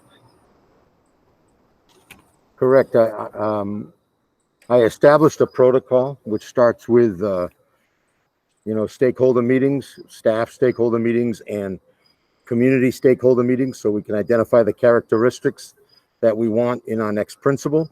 I did write to the board this week. I think you all got my email that with the reopening and the number of online hangouts and Zoom meetings that I go to on a weekly basis, I've had a lot of trouble trying to figure out a way to get this into my schedule and do it well. I want to do this well. We can easily wait till September and when everybody is back. I mean, I still think we'd have to do parents virtually, but I could do pods of staff in person if we're back in school. The other solution, as I said in my email, is using the Vermont Principals Association or Jay Nichols, who has done this kind of work before. He said he'd be willing to handle that portion of the protocol or the whole protocol, quite frankly. But again, if we hire Jay, we have to pay Jay. So it's a matter of the timeline, whether or not, we can get this done before fall rather than during fall. I think we still could make it work if we waited till the opening happenings, but I'd be interested in the board's feedback on this.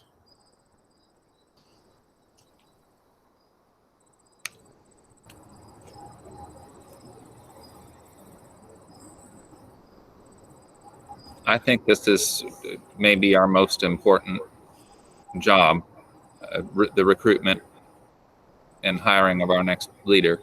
I'm not pleased that we've lost all the time from May until now.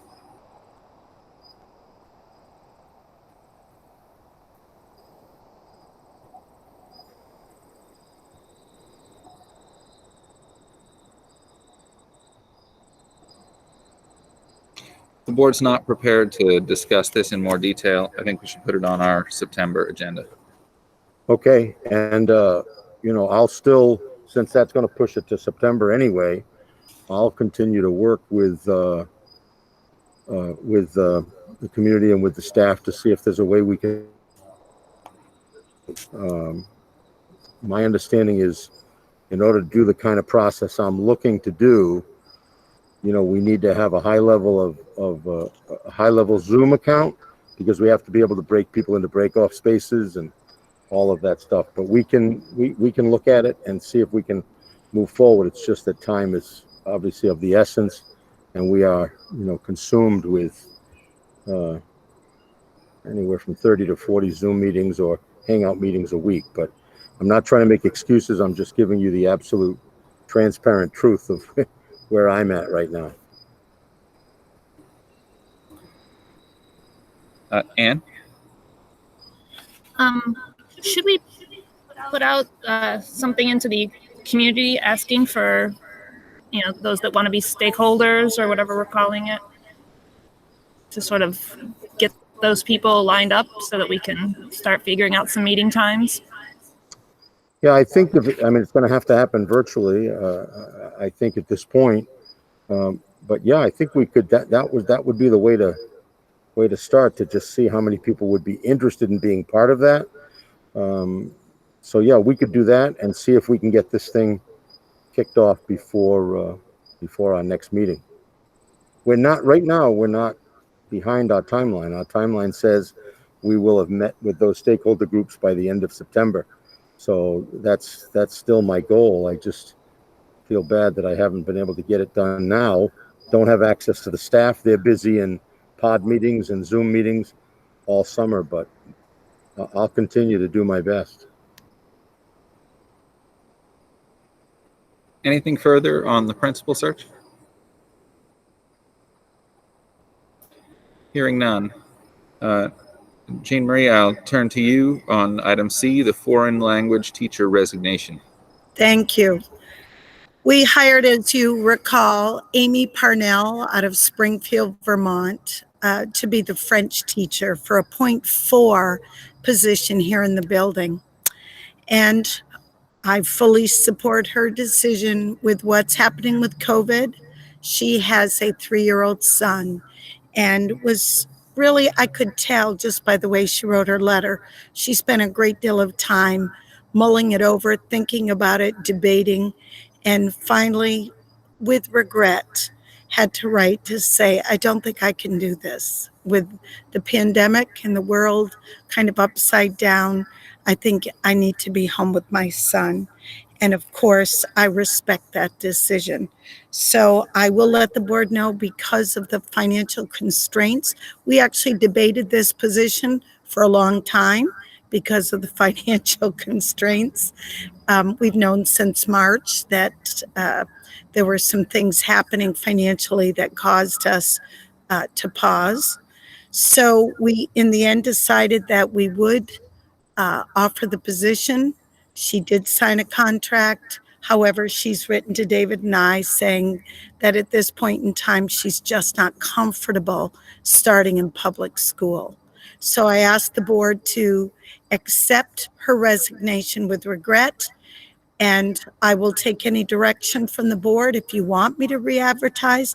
As you recall, we advertised that position 3 times, and then we put it out there on the parent link and on the website, and it was actually someone who knew Amy directed her to the school. So I don't know that we'll have a lot of candidates, but 2 things we need to do. 1, accept her resignation with regret, and 2, next steps. Thank you, Jean Marie. Is there a motion from the board to accept the resignation of Amy Parnell? I'll make that motion. I'll second. Moved and second, Kristen. Discussion? Hearing none. All those in favor, please say aye. Aye. Aye. Aye. Thank you. Jean Marie has asked if we have any thoughts about offering that position at this time. Does anybody want to weigh in on that? Anne? I'm curious, what a remote, since we have sort of like a half remote day, would that be a possible remote position? No, I don't believe so based on licensure. What I will tell you is Amy was the only one who was not able as a specialist to meet in pods and plan with teachers. So she didn't work prior to the resignation. Teachers were hoping to work her into the project-based learning, but they knew they had to wait until the start of the year. So no planning's been done. The teachers have had to move forward and start planning those units. We're doing the units for the whole year, and we only really gave them enough time in June to do the first 6 weeks. So I think, if you're asking my opinion on this, Anne Marie, I think that we don't really have the candidates. We spent a lot of time and energy trying to bring people in. We did get someone. She didn't begin. Teachers have moved forward, and they have their units ready to go. They have more planning to do, but there is not a foreign language component. And she did not have the license to move into another position. In fact, David had to apply for an emergency license for her, which is good for 1 year. So as it relates to licensing, that wasn't a possibility. I guess I was thinking more of, like, for the 8th graders, offering them like through VTVLC, foreign language. Well, right now we only have 3 hours of instruction in phase 2, and foreign language was a part of exploratory. The exploratory has been taken out because we couldn't do math, ELA, and the integrated unit and still fit exploratory in. However, once we go to phase 3, that exploratory will start up. It will mean that there is no foreign language component, but we do have other things.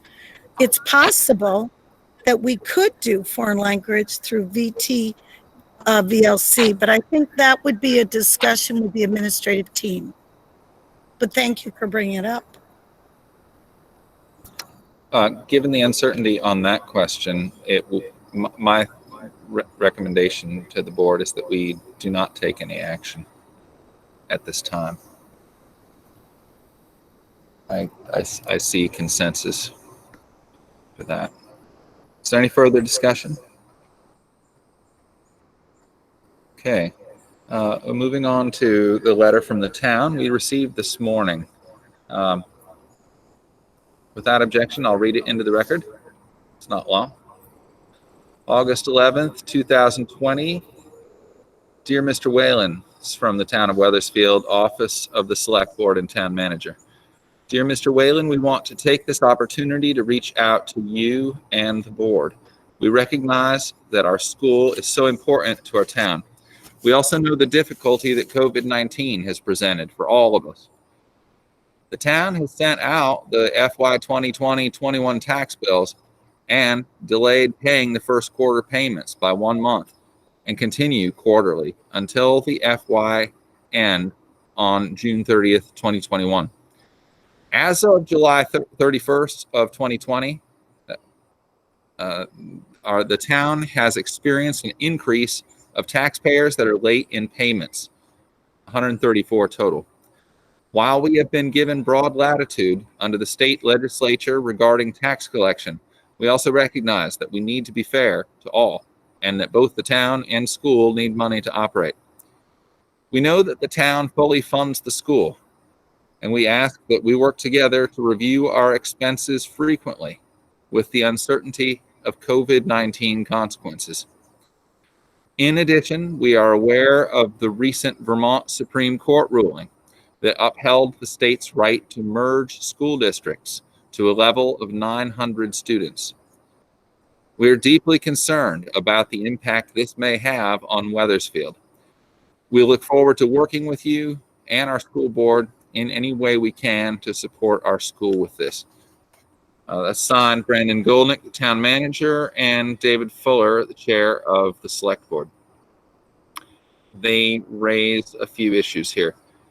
I'll address the first one that's easiest for us because at our June meeting, we approved a tax anticipation note on the advice of our business manager, Ed Connors, in the amount of $653,000 in anticipation of just such cash flow shortfalls that derive from delayed paying of taxes. So that part we have thought about before. There are a couple things that are mentioned that I'll just quickly point out that I think we need to have further information from the town manager and the select board to see quite what they're asking.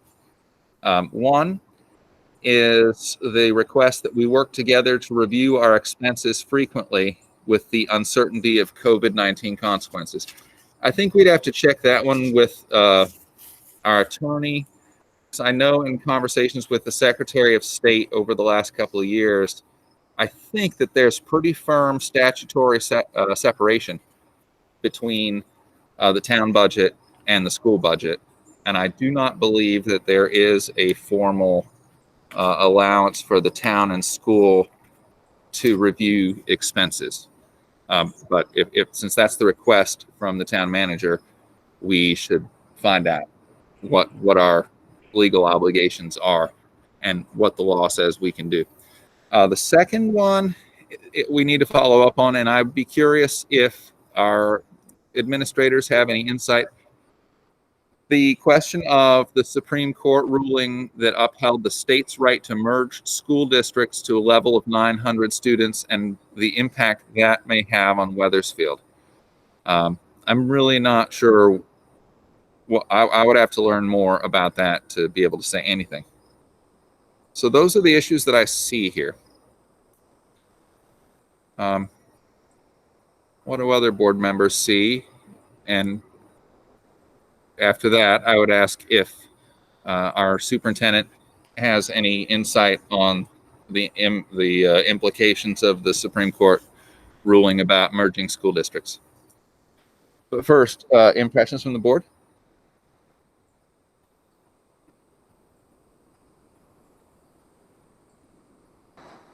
I think just, I read that ruling, I think it was a few weeks ago or a week ago or when that came out. And I think, as always, it's just our responsibility as the board to make sure that we're being responsible fiscally, right? Like, you know, especially during this time, looking at class size and teachers and what we, you know, what we can do to save money. And just because I think we've fought that fight before, right? Trying to stay, you know, just as Wethersfield. So I'm sure that will come up again. And I guess, I don't know if David has any more info on that ruling. David, can you tell us anything about that you would know about the implications of the school consolidation or merging there? Yeah, I think the town manager was referring to, it was actually two cases. I think one of them might have gotten dropped after the first ruling, but it was those small districts that were forced to merge, and they actually took that to the Supreme Court, right? And they were asking for relief from that merger, saying that the Vermont Agency of Education or the state of Vermont legislature didn't have the right to force districts to merge, and they lost that battle in court, with the court basically siding with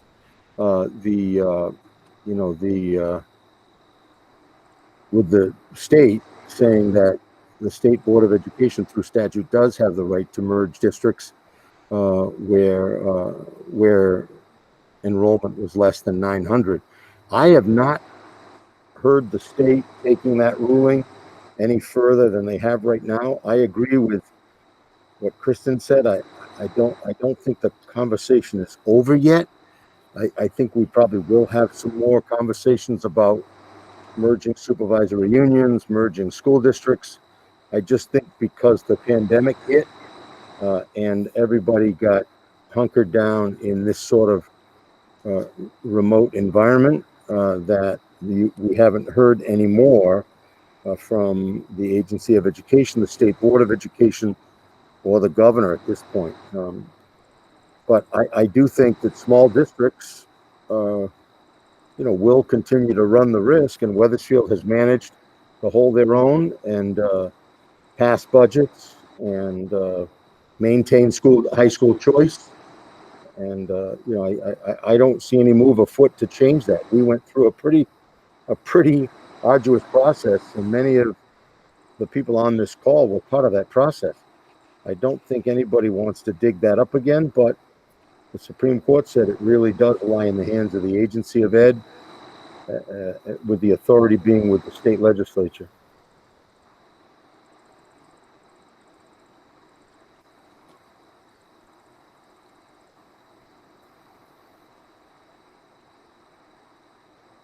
I know it's not on the agenda, but a related matter, Sean, I did talk to Ed today.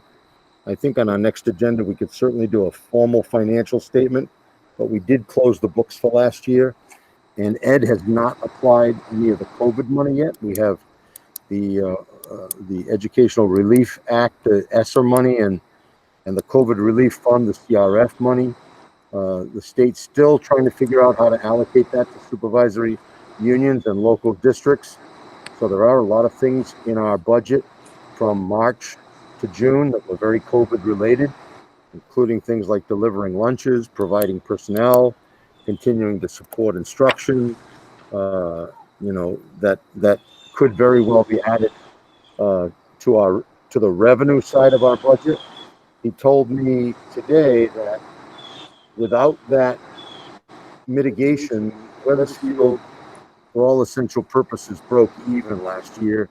I think there's about a $30,000 deficit. But again, he has not applied those COVID funds. And so he wouldn't want me to say this, but it could get better once he does that. He's hoping to be able to do that in the next, 2 to 3 weeks, once the state tells him how to apply it, what the application is for that. There's a lot of money that's coming in federally and from the state level, but the state has not figured out how to. They may be waiting for the legislature to reconvene, because I think many of us know the legislature is coming back into special session. It's either next week or early the week after, and I think they're going to be dealing with a lot of things: number of required student days, school calendars, the Vermont NEA letter around starting school remotely or in person. There are a lot of things on the legislative agenda. This is one of them, how to spend those COVID monies. You did well last year, given that we were delivering lunches every day, we were still instructing, we kept all of our personnel hired, and we couldn't apply for that payroll support. We had to pay our folks, and we did that, and you still basically broke even, and it may get better. It had been in my mind to invite Ed to our September meeting, and what I would propose is that board members, if you would contact me with any specific questions that you would like answered by our financial manager at September, if you please do so, and I will contact him. I know that what I have on my mind includes what's mentioned here, what David's just talking about, and also how any expected additional expenses that we might face this year will impact our existing budget right now. We're sure we didn't budget for masks. We didn't budget for more custodians. We didn't budget for any additional online learning or the kinds of options and all kinds of expenses. I won't go on and on, but we know we can anticipate there will be some, and I'm hoping that even at this early time, Ed might be able to give us an idea of how we might prepare for those additional expenses. That is one set of questions for Ed, and also how, if he has any thoughts for us about budgeting for the next fiscal year 22, given the pressures that the state auditor has made very explicit to us over the last several months, to wit, uncollected taxes, uncollected revenues that go into the state ed fund, and the calculation of income sensitivity, which will be based on what people were making in 2019 before any of this happened. So I'm hoping that Ed will perhaps get us pointed on how we might think about that as we build the next budget, which will be happening before you know it. So please get me your questions on that. And if it's okay, if I have your okay, board, I will also take on contacting our town manager and the chair of the select board to get clarification on some of the questions they have. And I'll do some research on that and add that as well as a report from Ed to our next agenda. Yeah, Sean, I'm sure too that Ed would be glad to, talk with the town manager and try to sort this out. I think he's doing that in the other towns, so feel free to reach out to him as well. I'll make sure they connect as soon as possible before our next meeting. I believe that brings us. Leanne Robinson, are you still with us? Yeah, I'm still here. Hi, thank you for staying. Hi. What you have to talk to us about is so important. Can you give us an update on the status of the outdoor pavilion project? Yeah, I've been communicating with Nick Zanstra, who was in the original proposal, pretty much throughout the spring and summer. The latest, as of the end of July, was that he was trying to get the permit for the building, and because it's considered a public permit, it needs approval, an engineer's stamp for the Division of Fire Safety. So he sent that off to an engineer to get that looked at, and I heard back from him at the end of July that the engineer said it requires a fully insulated and reinforced foundation, and it would cost an additional with the stamp and the additional requirements, it would cost an additional $8,000 to build the pavilion. So that would bring it up from its original $15,000 to $23,000. So he felt it was pretty exorbitant, and he didn't really. He started researching other engineers, looking for pre-approved plans that already had an engineer stamp that he could purchase. He hasn't had any luck with that. I did suggest he reach out to Jim Taft because I knew Windsor had a pavilion built, which he did do, and he emailed me just today to say that he did connect with Jim and that Jim was also putting out some feelers to some engineers. There is a Wethersfield parent that Jim was going to contact who is an engineer to see about maybe they donate their services or at a reduced rate to get the engineer stamp. So that's been the holdup. Unfortunately, he would like to still do it. He's still really adamant about doing it. But at this point, if he could get the engineer stamp done quickly, it probably wouldn't, the build wouldn't be started until the beginning of September and wouldn't be finished until early October, he said. So that's kind of a nutshell of all the conversations I've had. Thank you.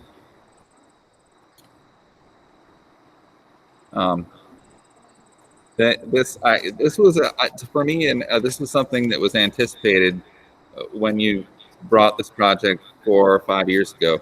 That a bid for 4 or 5 years ago was only going to be, it was going to get more expensive if we didn't jump on it at the time. I'm not surprised or overly dismayed at the inflation of the cost. It doesn't sound exorbitant to me. If you were building it in your backyard, that's one thing. But it sounds like what Nick's encountering is that buildings, what has to be done in terms of permitting and engineering for a public building is on a different level. And perhaps we did not fully account for that at the time. The question before the board is there anything we can do to keep this project moving forward?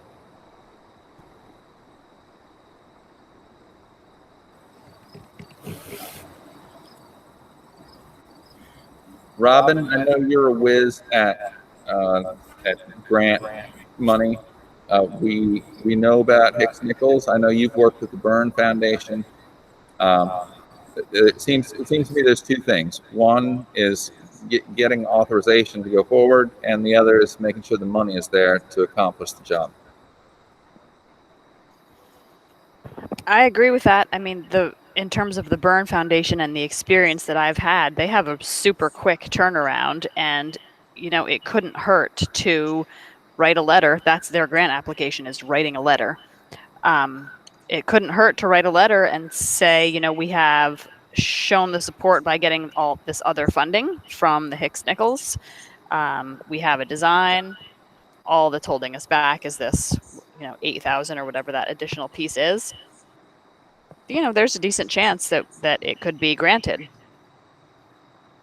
So that would be my advice. Other than that, I don't know of any specific grants that would be both quick and kind of focused on this type of thing. Leanna, is that a letter you would like to write, or are you very busy and want the school board to help? I mean, I certainly can take that on. That's not a problem. Do you need Robin to provide contact to the Byrne Foundation, or are you on that? I could probably find it, but if Robin could send that would be very easy. So thank you for offering. Well, I know you have our support. This is something we've also worked hard to get for the school. Yes, thank you. So try the Byrne Foundation, and if that doesn't work, come talk to us again. Okay. Thank you so much for doing this, Leanna. Thank you. Our only action item tonight was to accept Amy Parnell's resignation, and that brings us to our principal's report. Jean Ray?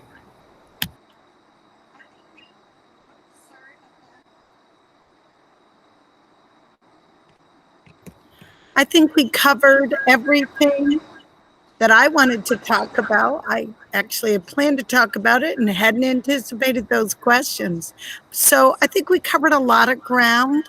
I think you're getting a sense that this three-tiered plan we have is morphing.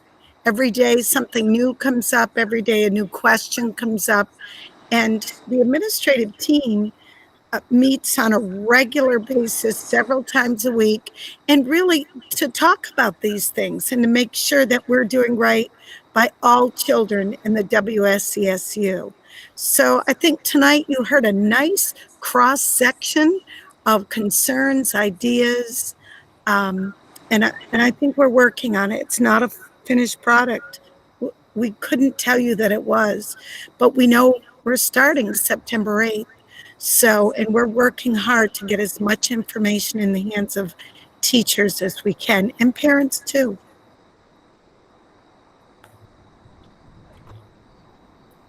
Thank you, Jean Marie. David, do you have a superintendent's report? Well, I think I covered everything as well, Sean. I wanted to bring up the financial information. We've covered the reopening, and the other, I do want to give a shout out to the Southeast superintendents. They've been meeting weekly, if not twice a week. That's a great group. That includes superintendents from Woodstock, Hartford, Springfield, all the way down to Brattleboro. And that's been a good collegial relationship. And you know, we've tried to share our plans with each other. Each district is drastically different, so that we've tried to cooperate with each other, and I just really applaud the efforts they've all put in. And last but not least, I know there are several teachers on this call and administrators, and without getting too dramatic, I do want to again acknowledge the time that's gone into this on the part of the team. This is summertime. It's not usually contracted time, but nobody has complained one iota about showing up for a meeting, joining a task force, being part of curriculum development or planning. So I think hats off to the entire staff here at Wethersfield and across the SU. That's all I've got. Thank you. I don't believe we've had any call for an executive session. But before we adjourn, we will want to set our next agenda. I have principal search, town letter clarification, financial statement from Ed Connors,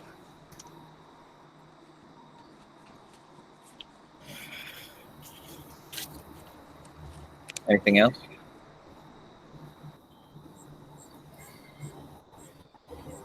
Did we also want to bring up athletics at our next meeting? Yes, thank you. Yes, that was, we had invited a discussion of that tonight, but unfortunately was not able to occur. And thank you. We should put athletics on the September agenda. The board did want to talk about this, but we'll just have to wait till September. Thank you, Anne Marie. Sean, September 8th is our next meeting, and that's the first day of school. So it maybe would behoove us to have a conversation about how it went. And my question is, will that be remote or in person, that meeting? I think today one of the things we're trying to do is be here in person. It's been raised, I think wisely, that if we expect the community and our teachers and students, staff to come back to school, that we if we're going to ask them to do that, we should be here too. I think our meetings should be at Wethersfield School from now on. That's what I think. Other board members?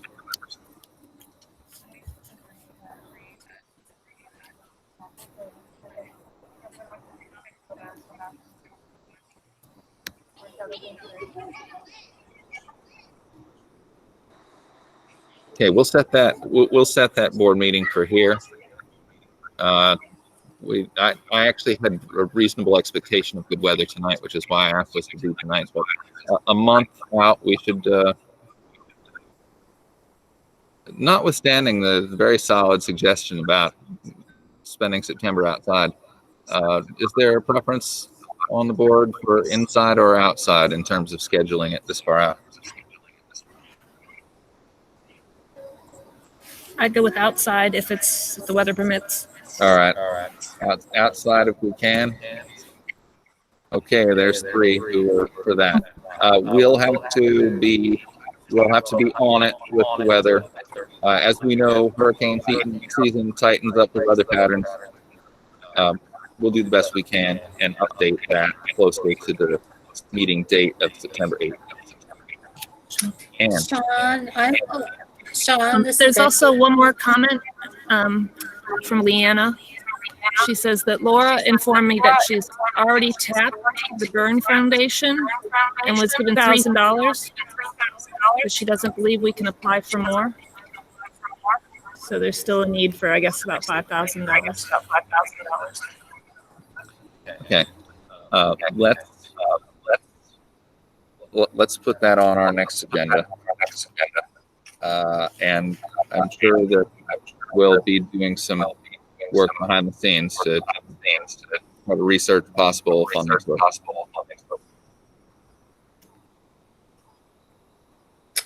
Sean, this is Becky. Can we make sure we put the minutes on for next time? We still have some way back in April that were never approved. Thank you. And And minutes. and we didn't get them on. Did you guys get the minutes this time? I don't believe they were part of this packet. Okay, because I did them the Thursday after our last meeting. So Ed and all of them got it, but I didn't want to like send them to everybody and get it all confused again. No, So, thank I sent it thank you to- for bringing that up. It's so important right now when there's no newspaper coverage. This is the public record. We're blessed that so many people come to the meetings, but the excellent minutes that you provide are well worth our approving and getting out on the public record. So thank you, Becky. We will do that. Okay, thanks. Also, I will probably have to check with my work about whether I can come to a meeting or not, just because I'm working remote still, and so they have such a strict protocol about it all. I'm just going to have to get it approved that I can come.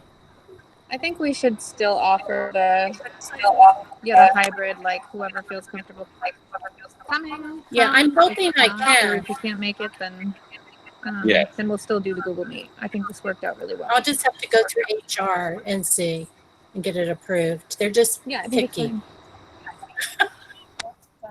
fine. Becky, quite right. Everybody's nodding about this. Like Task Force, we will offer a remote option. Okay. This worked out pretty I well. will check with them because in a way I'd rather be in person if I can. Thank you.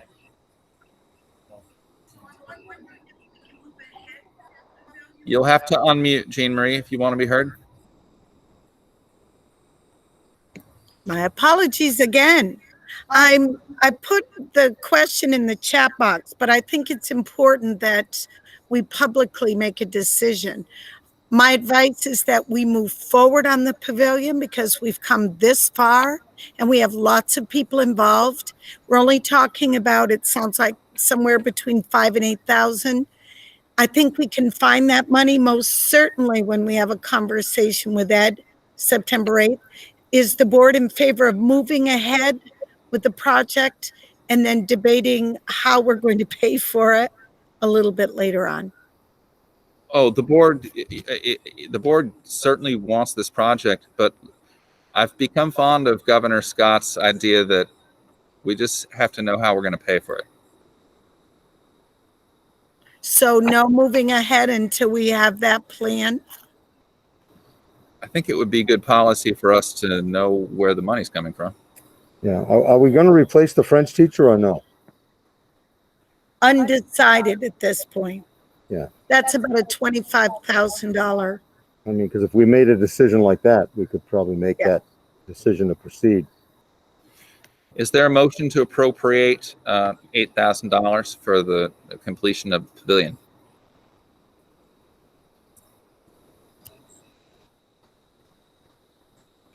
Can I say something? Please. I'm also wondering, we might have $3,000 extra if we're not doing the drama program this year. Would that be a possibility, Jean Marie? It's more than 3,000. Okay. Yeah, I think if we don't do drama, and it depends, and if we go from phase 2 to phase 3, because phase 3 will allow after-school programming, sports, etc. So it's closer to 4,000. So we do have that money, and if we have half a year, then we spend 2,000. But I am like Sean. I'm not apprehensive. I think it's important. It's been a long time in coming. But like Sean, I get where he's coming from. We're all very nervous about the financial picture, and we've not gotten a lot of answers. I will tell you that once we get the carry forward amount, and once Ed gives us a bigger picture of where we stand, I know my budget well enough that I believe I could find that money for you. And if you don't hire the French teacher right off the bat, that's saving is about 25,000. I also feel that we still should request the money from Dorothy Byrne. I heard that she already gave some, $3,000 perhaps. But that's not, I don't think that that's a big deal or should dissuade us. I think that the design is improved for durability and long-lasting existence of this pavilion. That's half the reason, that's a convincing reason in and of itself that the cost went up. And I think that we're likely to get it. So if I made a motion, I would make it to try to find the money elsewhere if we don't get a grant. Yeah, I agree with that, Robin. You never know with Dorothy Byrne. I mean, the turnaround time is quick. I mean, I think it's tough to do it again, but it's worth a try. Robin, would you be willing to make a motion to direct the principal to disperse not more than $8,000 toward the completion of the outdoor pavilion, contingent on getting as much of that money through grants as possible? Sure. Yes. And can I say that right now? Yes, please. Okay. So I move that the board approves to allow the principal to disperse funds not to exceed $8,000 for the completion of the pavilion that will make up the difference between outstanding grant requests and the total amount needed. Second. Is there a discussion? There's a motion and a second. All those in favor, please say aye. Aye. Aye. That's unanimous. Thank you.